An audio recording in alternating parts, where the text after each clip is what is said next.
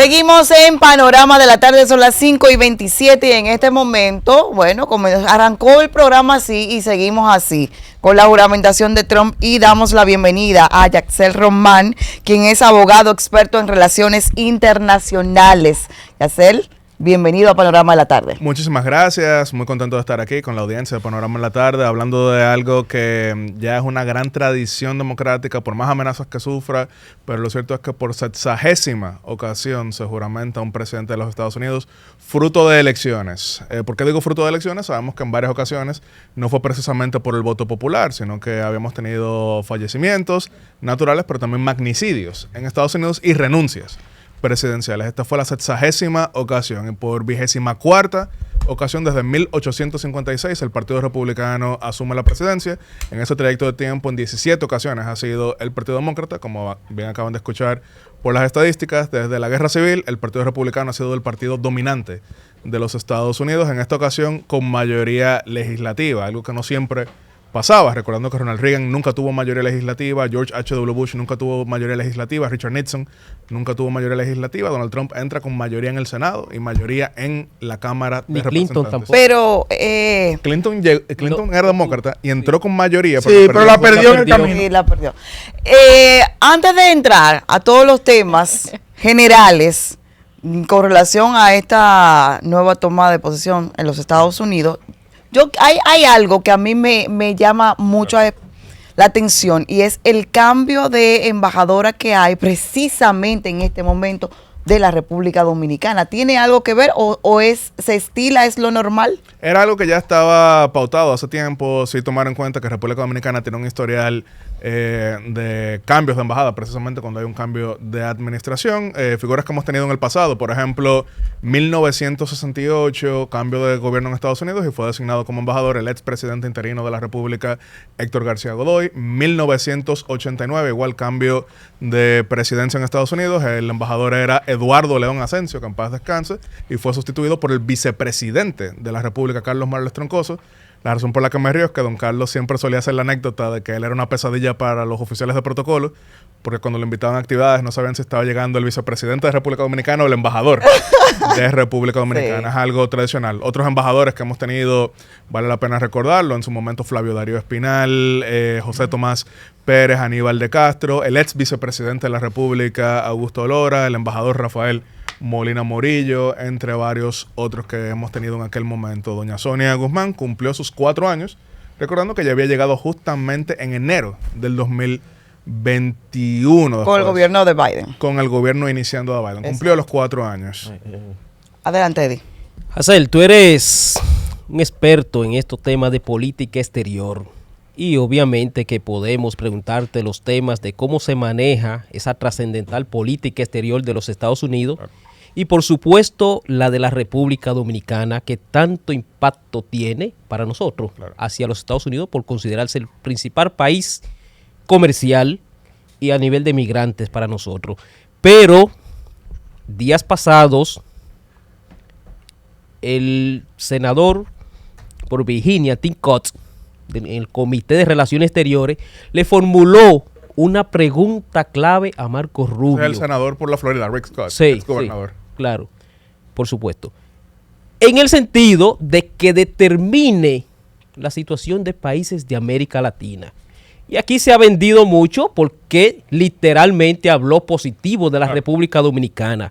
Sin embargo, los que manejan la política exterior saben que tras de esas palabras hay una valoración, pero en función de una política exterior histórica que tiene los Estados Unidos, que se remonta a la doctrina Monroe. Esos países que están debidamente alineados sobre la base de América Latina para los americanos.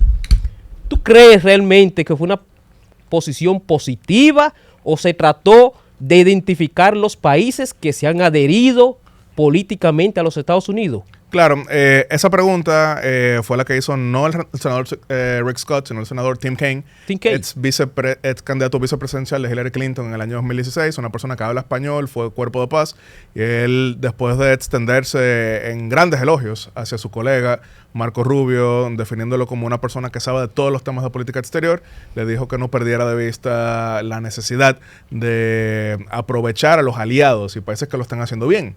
Entonces, en ese contexto es que Marco Rubio menciona países que él consideraba que lo estaban haciendo bien, entre ellos Argentina, por corregir su economía, un país que tenía 200% de inflación y ya bajó a 2% mensual, que sigue siendo bastante interanual. Son 24. Sí, efectivamente. Pero en el caso de República Dominicana, él mencionó a República Dominicana 6 veces a lo largo de esa audiencia. Para explicarle un poquito a quienes nos escuchan, en República Dominicana el presidente de la República está amparado en la Constitución para designar su gabinete por decreto de manera directa sin ningún tipo de frenos. En Estados Unidos, siendo un país federal, el presidente nomina a sus funcionarios y estos deben ser validados en el Senado, primero siendo entrevistados en el comité correspondiente y después el voto en el Pleno. Entonces el secretario de Estado, que es el canciller de Estados Unidos, tiene que ir al Comité de Relaciones Exteriores. Ahí Marco Rubio hizo su exposición y después respondió a varias preguntas. Y en 6 ocasiones mencionó a República Dominicana, 5 de manera positiva, una de manera que pudiéramos considerar más o menos neutral. La más o menos neutral fue cuando él mencionó que el cambio de alianza diplomática desde Taipei hacia Beijing el 1 de mayo del 2018 de República Dominicana fue por instigación de Panamá. Yo no creo que sea exactamente así. Claro que Yo no. creo que está leyendo de manera errada el hecho de que como Panamá dio el paso 5 meses antes, Sí. ya después República Dominicana lo dio. Pero en el caso de las menciones, las otras 5, en cada una de esas ocasiones dijo que Haití escucha, amenazaba diariamente a la República Dominicana y que eso era algo que si no se atendía iba a... pero lo que yo quería era, Jaciel, que tú eres un experto en el tema, Claro. es que tú definas si eso fue una respuesta solamente de valoración positiva hacia la República Dominicana o se trató de identificar en el Comité de Relaciones Exteriores del Senado los países que han entregado su política exterior a los Estados Unidos. Por Dios. Eso de ninguna manera. Porque, repito, Eso quienes leen en tema de política exterior saben que no solamente se le da una respuesta de forma valorativa. Si fuera de forma valorativa, ahí está México, ahí está Chile, con suficiente... bueno, cuestionó a México por el... Bueno, Claro, pero te digo, económicamente en muchos países de América Latina tenía que ser la República Dominicana porque hay una situación que se puede ocultar detrás de esas Mira, palabras que no necesariamente tiene que ser Mira, positivo. disculpa que te interrumpa, pero la audiencia es importante que escuche esto. Hay que recordar que si República Dominicana fuese un país sometido a las directrices del gobierno americano, pues no hubiésemos emitido como país un decreto limitando justamente las importaciones de arroz estadounidense, algo que es el proteccionismo que ha No delineado el afectó a gobierno. Estados Unidos con ese decreto. ¿Cómo que no lo afecta? No, sus 23.300 toneladas métricas de arroz que están contemplados en el O sea, Tratado de solo Libre importa Estados Comercio Unidos. se la ratificó en el Congreso, en el decreto. Donald Trump habla todos los Pero días. no mencioné el Pero el decreto. presidente- Ahora sí le oye, dijo a Estados pero por Unidos, Dios, ustedes hicieron unas relaciones por con Dios. China que se la cuestionó. O sea, Perfecto. Donald Trump habla todos Bien, los días. ahora que usted en quiere contra la de respuesta proteccionismo. Exactamente. No, No, ¿cómo que ya acaba? usted Preguntando hizo un su experto, respuesta. Aquí tuvo el presidente de la Ya, usted Asociación hizo de su Arroceros. pregunta, esa es su pregunta, su Pero posición y es esa que es la claro. de él, de Pero nuestro permíteme- diputado. Adelante, Antes de que Adrián. entre Adrián, mira, el presidente de la Asociación de Arroz, escúchame, Sí, claro. aclaró aquí que se iba a aperturar el mercado y que gracias a esa decisión del presidente Abinader se va a proteger a los arroceros de la República Dominicana. Si se afectó, entonces se afectó al sector Para de los explicarle Estados un poco- Unidos. Para explicarle un poco a la Pero audiencia. no fue así. Para explicarle Que un usted poco quiere a la la respuesta que quiere No, escuchar. Porque no todo el mundo sabe de qué estamos hablando del arroz. Claro. El Tratado de Libre Comercio entre República Dominicana y Centroamérica con Estados Unidos establecía que para el año 2025 el arroz iba a entrar hacia nuestro mercado con arancel cero. Entonces, República Dominicana, considerando que todavía no está en una posición de competir lo suficiente con el arroz subsidiado americano, estableció un decreto en el cual se limita la cantidad de Pero que arroz ni siquiera está vigente el decreto, que Hansel. puede- ¿No está vigente el decreto? No está vigente. No, porque no ha sido publicado en la Gaceta, como dice el artículo 5 de ese decreto. Mira, Pero eso es un decreto que quería Estados Unidos. Estamos No diciendo. está vigente Es el lo- decreto. Estados Unidos quería ese fue, decreto. fue una mentira Estados a los Unidos quería arroceros de ese aquí. decreto. Ah, Un bueno. engaño. Eso El nada presidente de más la lo República, dice los arroceros Eddie aquí. de Gracia, Los- está bien. Y los arroceros lo saben. Adelante, Adrián. mira, el tema del arroz lo hemos debatido. Esto fue un poquito con el carajo. No, lo hemos debatido en serio. Oh, Mira, señor, entonces es grande. todo parece indicar que, bueno, el gobierno siempre, a los presidentes de Estados Unidos hay que analizarlo en función de la política interna de Estados Claro. Unidos y en función de la política exterior. Tiene más poder el presidente de Estados Unidos en la política exterior que en la política interna, contrario a lo que mucha gente cree. Casi en la política exterior él es prácticamente las directrices del presidente terminan casi prevaleciendo, no siempre en política interna. Ahora, evidentemente que y es mi lectura, la gestión de Trump va a cambiar a Estados Unidos y al mundo por mucho tiempo. Y te pregunto, ¿cuáles ves tú en política exterior que pueden ser los desafíos más importantes o las decisiones más trascendentes que en función del discurso que ha mantenido Trump, que pueden incidir en un cambio importante en lo que ha sido la política exterior de Estados Unidos, y me refiero específicamente al tema del libre comercio, que parece que Trump va a revertir el proceso de globalización, volver al proteccionismo comercial, y las relaciones transatlánticas y las relaciones con China. Tal vez es un poco amplio, pero te lo marqué para que sepas que me... Sí, en cuanto al comercio, hoy durante su discurso de 29 minutos del presidente Trump, que fue el doble de su discurso del 2017, que había sido 15 minutos, él delineó varios de estos temas. Comenzando con el comercio, él prometió que va a crear la Agencia de Impuestos Externos para cobrarle aranceles. No entendí eso. Impuestos externos, es decir, cobrarle aranceles e impuestos a países que comercien con Estados Unidos. A violar los acuerdos de libre comercio que tiene Estados Unidos, eso es lo que él va a hacer. Él no es una persona a favor del libre comercio en general, y de hecho eso ha sido una variación, porque históricamente, principalmente desde la llegada del sector proclive a Donald Reagan, el Partido Republicano era el partido del libre comercio. Claro. Pero ahora y se aprobó un fast track para negociar por la vía rápida los TLC en el 90. Efectivamente. Pero entonces ahora, y de hecho eso es parte de la razón por la que Donald Trump ha ganado con el voto popular muy por encima de muchos de sus antecesores del Partido del Elefante, y es porque él ha traído a votantes tradicionalmente pro-demócratas. Él habló, por ejemplo, de terminar el mandato que incentiva a la compra de vehículos eléctricos, para de esa manera rescatar la industria automotriz un poco a China, activar la producción en los Estados Unidos. Pero ya eso había sido un consenso, porque incluso ahora mismo los aranceles establecidos por Joe Biden para los vehículos eléctricos en Estados Unidos provenientes de China es 100%. Sí, es más alto, claro. Entonces estas son posiciones populares internamente, pero con gran impacto externo.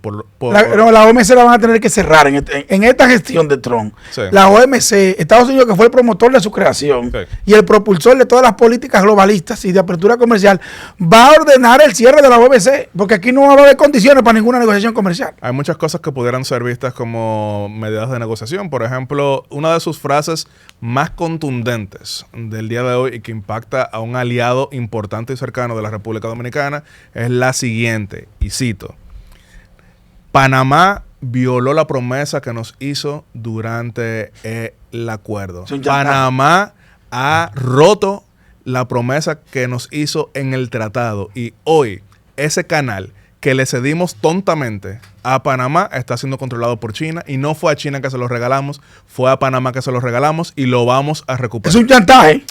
Pero ¿por qué yo digo que hay que leer? Para que le rebajen las tasas que cobra. ¿Por qué yo digo que hay que leerlo palabra por palabra? Muchos lo están interpretando como que él le quiere quitar el canal a Panamá. Cuando él dijo, no se lo regalamos a China y lo vamos a recuperar, eso pudiera ser que lo que quiere es que le bajen los costos y cobros para el comercio vía el canal de Panamá, que hay que recordarlo, que el canal de Panamá, la razón principal por la que se estableció es justamente para el comercio con Asia. Un canal de Panamá que inicialmente se pensaba hacerlo inicialmente se pensaba hacerlo bajo soberanía colombiana, recordando que Panamá era un departamento colombiano. Pero el Congreso colombiano lo rechazó. Su origen era en Nicaragua. No exactamente. Lo que pasa es que Colombia estaba en la llamada guerra de los 1010, que si han leído 100 años de soledad, saben que fue la guerra que quebró a Colombia. En ese momento Estados Unidos aprovechó para la independencia de Panamá, y entonces en la independencia de Panamá esa negociación bajo el presidente Theodore Roosevelt. Pero esos son parte de los temas que Donald Trump habló hoy a nivel de comercio. La mayoría de estos no impactan directamente a la República Dominicana, porque de hecho Estados Unidos tiene superávit en el intercambio con República Dominicana, y además la presencia china en nuestro país es mínima en cuanto al comercio. Por mencionarlo, en el caso de las zonas francas, el 94% de la inversión en zonas francas es estadounidense. Adelante, pero Leonardo. Sin lugar a dudas que el ascenso al poder del presidente Trump va a tener un impacto global, fundamentalmente con esas políticas de contención comercial con China. Se habla de que China estaría en una especie de burbuja económica. Hay teóricos que plantean que el 30% del Producto Interno chino es una ficción, ¿no? Y que el Producto Interno Bruto de China respecto a la economía global representa apenas un 13-14%, cuando el PIB norteamericano representa un 24%.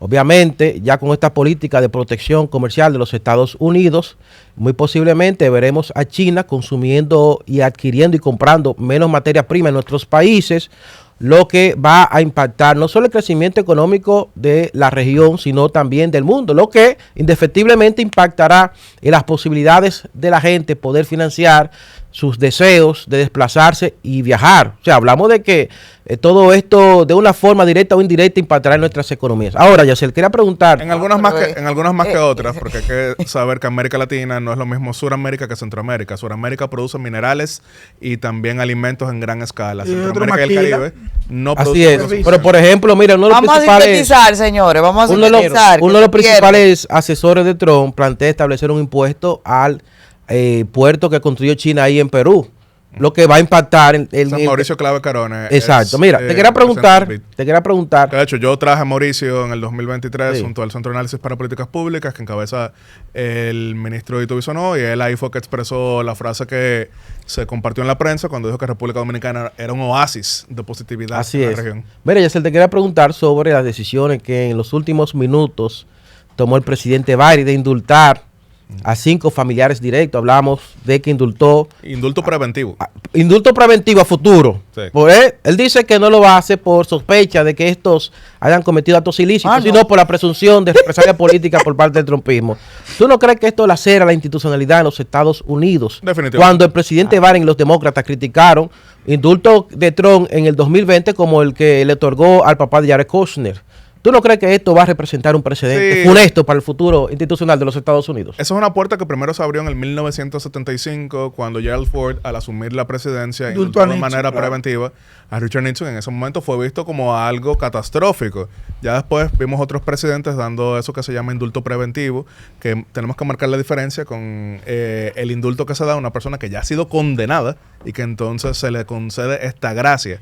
El indulto preventivo lo que establece es que cualquier crimen o delito Que cometido cometa. durante un periodo de tiempo no puede ser entonces enjuiciado. Donald Trump lo habían hecho con algunas personas, pero en el caso de Joe Biden lo hizo con la familia entera, partiendo de la premisa, según explicaron, de que pudieran ser perseguidos. Miren, Pero Trump llegó condenado a la presidencia, primer presidente de la historia que llega después de una condena. y bueno, de hecho Donald Trump hoy Es reiteró. un delincuente, Trump. No, recordemos que él indultó No a dice su que hijo yo está en que el sí delincuente. estuvo en ¿Cuánto un tú proceso judicial.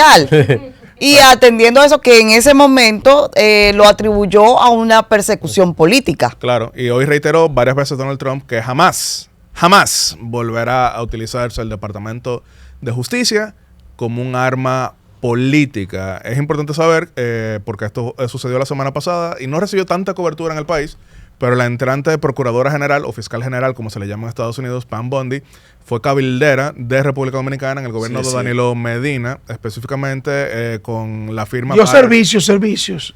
Sí, porque a veces uno Sí. escucha el término cabildero, que aquí es mal visto, pero en Estados Unidos es algo bastante... Perfectamente. Y eso está regido por la ley. ¿eh? Sí, lo pero mismo. buena aclaración, porque aunque es como el término asesor. Sí, así mismo. Que es algo muy prestigioso en Estados Unidos, pero aquí se escucha como que es alguien que no Una sabe botella. dónde ponerlo, aunque tiene mucho valor Sí. la asesoría.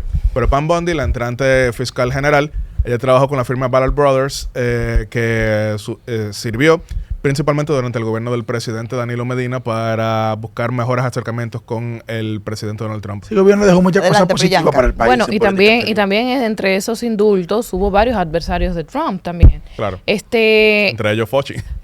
sí, y que de hecho, en algún momento yo espero que hablemos más de eso porque sabemos en qué se está envolviendo, qué es lo que se está investigando con este señor.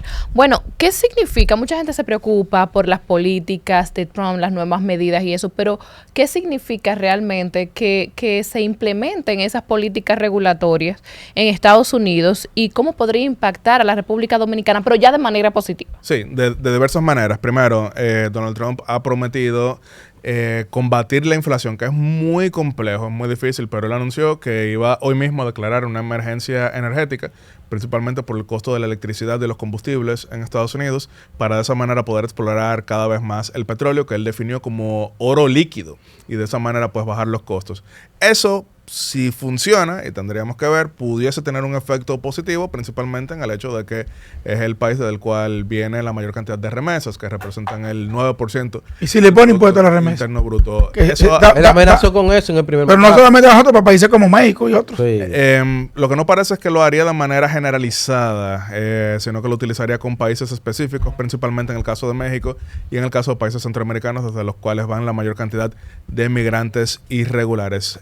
Algo algo que hay que tomar. Provocaría una crisis peor y si lo empobrecen más, mientras Estados Unidos es esos países más pobres, más presión migratoria tendrá. El tema es que él lo ve de la siguiente manera, que si le pone esas restricciones, por ejemplo, a México, México puede colaborar cada vez más con que centroamericanos no corran por ahí. Es un chantaje. Bueno, es un Bueno, chantaje, que no están haciendo su Ya trabajo.